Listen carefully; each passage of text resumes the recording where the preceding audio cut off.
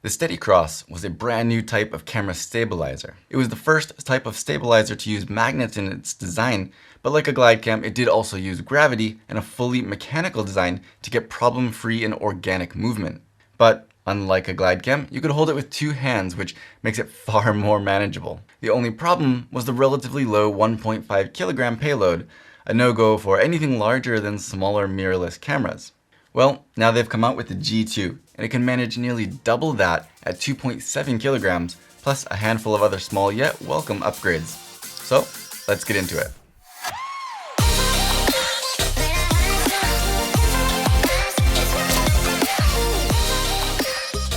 Hey, what's up? I'm Scott, and this is Take 2, a series of short videos that focus on highlighting key features on products that I love, and today we're taking a look at the SteadyCross G2.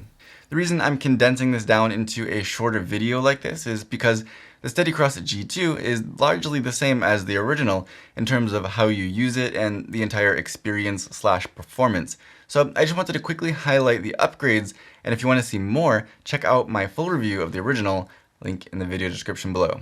So first up, the payload is upgraded from 1.5 kilograms to 2.7 kilograms, which is now a very reasonable level for a larger range of shooters, the EOS R with full-frame EF lenses, for example, or even a Zcam E2 series with a smaller lens and lighter monitor. The quick release plate is still a Manfrotto style, but it is a tight fit, and I found it to be only compatible with some Manfrotto style plates, so just keep that in mind.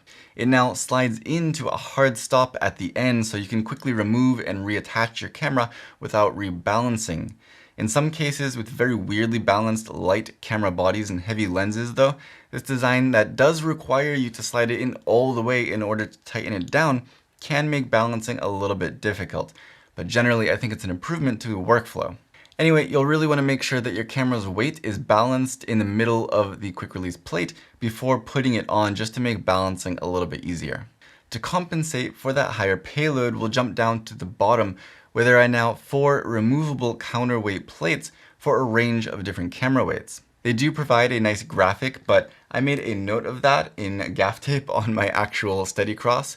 I think that they should have used up the space under the quick release plate with this useful graphic instead, but it's still pretty straightforward otherwise.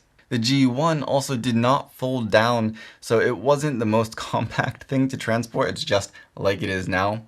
But now the handles on the end do fold in, and then the arms can collapse down with a pinch of this clamp here in the middle, and boom, much more transport friendly, which I was happy to see. The materials are still pretty much the same. It's a combination of metal and high quality 3D printed parts.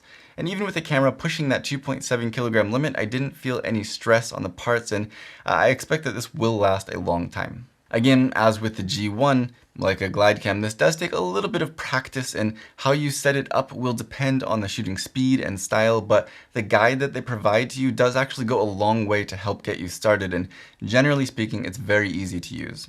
For me, it's much more hassle-free than an electronic gimbal, and it's much easier to use physically than a glide cam, so it's definitely worth considering if you haven't yet because of the original's limited weight capacity.